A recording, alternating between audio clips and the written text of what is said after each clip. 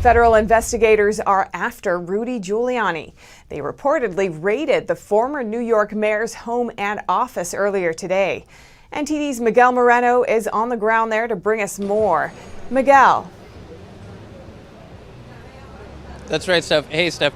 So we're here in front of Rudy Giuliani's apartment, and we don't exactly know what he's being investigated for, but we do know that it's in part about his dealings with the Ukraine. So Robert Costello, Giuliani's lawyer, told Fox News that 7 FBI agents came into his apartment this morning, Giuliani's apartment this morning at 6, and they stayed there for 2 hours. So they reportedly took cell phones, laptops, and other electronic devices.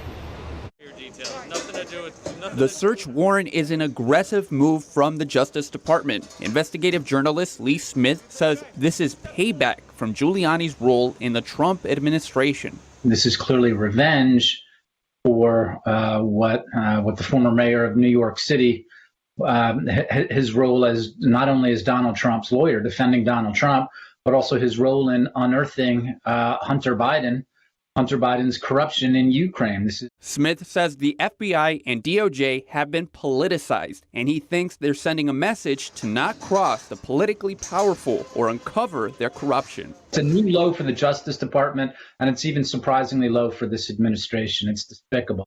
Part of the probe into Giuliani is whether he violated the Foreign Agents Registration Act, or FARA. Under FARA, it's illegal to lobby in the U.S. at the request or direction of a foreign official without disclosing that to the Justice Department. But Smith says in most cases, if someone violates FARA rules, they go back and re-register and pay a fine. Using this to prosecute Giuliani is a political move. Using FARA like this to criminalize some behaviors and not others, that tells you right there that this is a politicized operation. Right? It's not a real investigation. As an example, he notes the Crossfire hurricane in 2016, when the FBI spied on the Trump campaign to see if there was Russian collusion. Smith says most of those investigations went after potential FARA violations. The Russia collusion story has since been discredited. Andrew Giuliani, the former mayor's son, said our Justice Department should remain independent and says, as an American, this is very concerning. This is absolutely absurd, and it's the continued politicization of the Justice Department that we have seen. And it has to stop. If this can happen to the former president's lawyer, this can happen to any American. Enough is enough.